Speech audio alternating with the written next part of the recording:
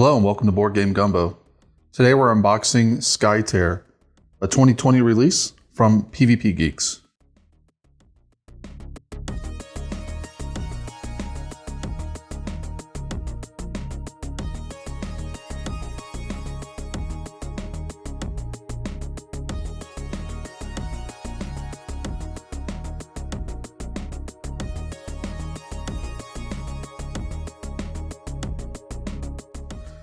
This is a game for 2 to 4 players, plays in about 45 minutes.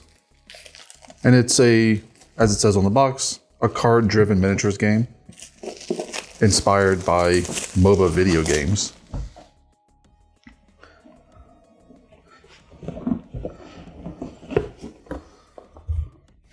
So here we have our rulebook.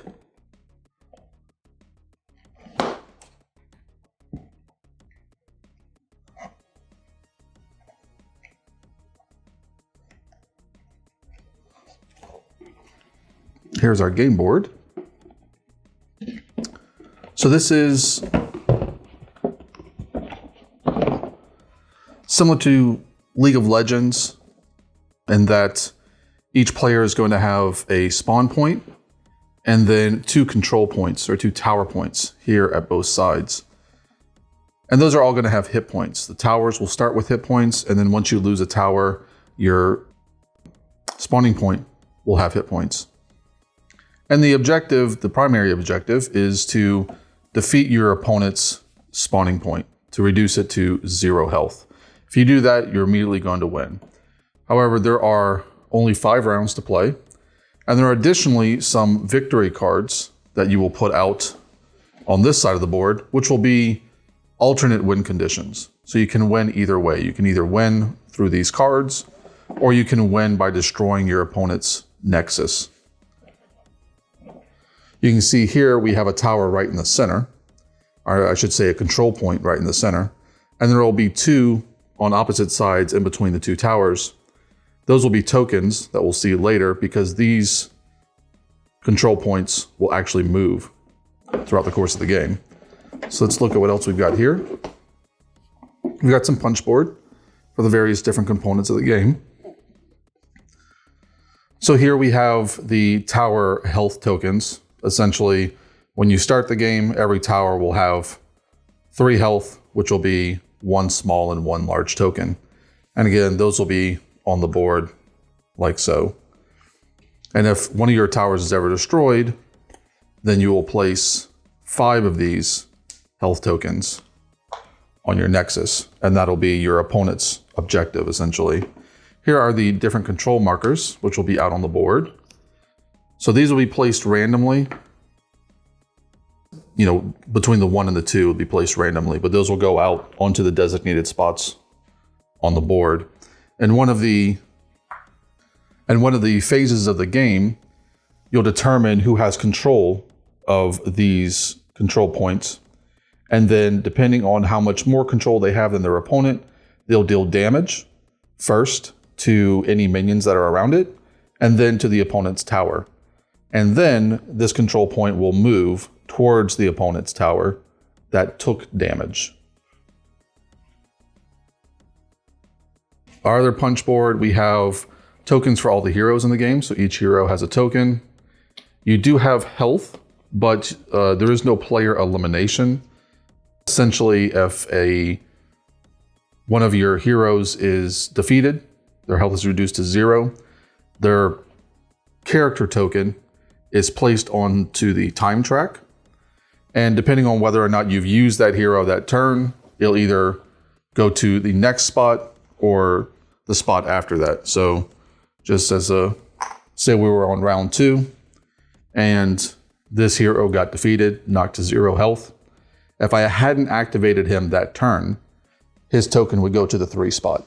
If I had activated him, it would go to the 4 spot. And then once the round token goes to whatever spot he's on, that hero will reemerge at my spawn point with whatever his maximum health total is. See, we've got tokens for a couple different things. These are faction tokens. So there's 4 factions in the game, and there's tokens in case you need them for different aspects. There's also tokens for the different status ailments in the game, whether you're slowed or have fast, things of that nature. We got another board of Punchboard here. We've got some more control tokens because there is a way to play the game with more than 4 players, which I'll explain at the end of the video. And then again, more characters. By the way, all this Punchboard is really nice. It's thick, but it's also really well punched. There's nothing that's getting stuck on this. So the last thing we have in the box really is the figures. So every hero in the game has a figure. And then there are figures, the minion figures, the smaller ones, for the different factions in the game. So there are 4 different factions, and there's a number of minions for each faction. So you can see down here, these little kind of Spartan looking guys are one faction.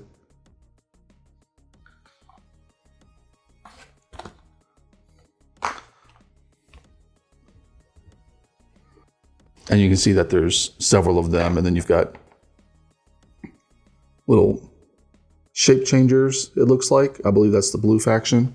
And you got the heroes themselves. Let's look at one of those. As you can see, these are very nicely detailed. These are really a step above of what you would expect from a board game. So that's nice to see. And then we've got one big figure in here, and this is the Outsider. The Outsider you can take control of when you control the center area here. And it allows you to put him out onto the board and then take actions with him.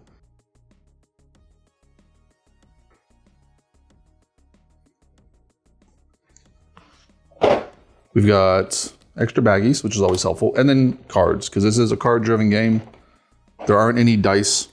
So let's go ahead and open these up, and I'll show you a few of these. There's several different types of cards. So what you're going to do, what they recommend you do for your first game is to draft factions. So there's 4 factions, red, green, yellow, and blue. For their first game, they suggest that you just draft factions. So the first player, randomly determined, will pick a faction and they'll get everything for that color. So say they pick red. Then the next player will choose 2 factions, and then the first player will be left with the 4th faction. Once you get a little more experience in the game, you can actually draft individual heroes. And the way they do this, and the reason they do this is because the factions play off of each other. So a lot of the faction abilities that you'll see on the heroes depend on the amount of heroes you have with that faction. So the green faction might say, for every green hero, this does X amount. So when you're first starting out, you probably want to have all of that faction. But as you get more experience, you can mix and match. So here we have the Flux card. This just goes to the first player. It's just a little bonus that the first player gets. Here are the character cards. So the character cards tell you several different things. Obviously, you got your health for your character, their armor, which is what they subtract from every attack they take. They have their attack value and then what kind of attack they have. So this is a melee character with an attack value of 2. Additionally, whenever they make an attack, you're going to draw 1 card. That's what this symbol means. And every card in your deck is going to have a value in the top right here. So if you made an attack with this character and drew this card, their attack would do a total of 4. There are some, like this next guy, who draws multiple cards. You can also see that he's a ranged character. The way line of sight works in this game is essentially 3 spaces away is line of sight, unless something is blocking it. For instance, these white lines on the board here block line of sight. So there's a few specific things that block line of sight. Otherwise, it's just 3 spaces away. So when you draw multiple cards, you don't add every card to your attack. You're simply going to have more options. So he would draw these 2 cards, say he drew these 2. he gets to choose which one he's going to add to his attack. Most likely he's going to add the +2, so he's going to do 5 damage. Each card also has a faction. So this is a red faction card, as was the last one. You can tell also by their border. But they also have a secondary affinity. So this character, when it's activated, you're going to take 3 actions. And the actions are things like move, attack. There's a worship action, which is specific to each faction. So the worship of the red faction is different from the yellow faction. And then there's a lead ability as well, and I believe 1 or 2 more. But essentially, what these denote is the cards that can be played on this character's activation. So when I activate this character, I can play cards that are either green or red. Whereas when I activate this character, they have to be red or yellow. And you've got some more characters here.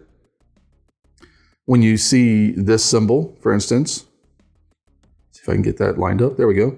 When you see this symbol, it means that he has this ability when he's in his shape changed form. So these are the shape changers, the blue faction, and their worship ability allows them to shape change. So he only has this ability when he's shape changed. That's what that means. And you'll see that this faction doesn't have that. But they do have a worship action, which means that they can take this action when they take the worship action. And you got some more heroes here, green and yellow and so on. Then we have just the rules explanation cards. So these are the actions you can take: move, skirmish, attack, lead, and worship. You take 3 actions on a turn, but you can't take the same action more than once. So you can't do 3 attacks. And the way that the round progresses is essentially the first player is going to activate one of their characters, take all 3 of their actions. Second player is going to activate 1 character, and back and forth until both players have activated all their characters. If you have a character that's defeated, you may actually have less actions than your opponent, but you still go back and forth. And then we have the victory cards. So these are the cards that are going to be the alternative win condition, essentially. And you're just going to shuffle these up and you're going to deal out 3. So for instance, this one says defeat 2 enemy heroes within the duration of a single hero activation. So within their 3 actions for a single hero, you have to defeat 2 enemy heroes. But if you do that, you're going to immediately win, because these victory cards are immediate win conditions, just like destroying your enemy's nexus. Defeat 3 enemy heroes. Defeat 2 enemy heroes using an outsider, and so on. Lastly, we have the outsider card. Again, I explained that you get use of the outsider when you control the center control point. And this is basically telling you what you do when you take control of it, and then the different actions it can do. It'll also get 3 actions. It could take attack actions, or it can take the special actions that it has, as well as skirmish and those things. The rest of our cards here are going to be the different faction cards. So if you're drafting factions, as they suggest you do in your starting game, you're going to get all the cards of your faction. So if you draft yellow, you're going to get all the yellow cards. So you'll end up with 2 factions, and then you'll shuffle those 2 factions together to get your deck.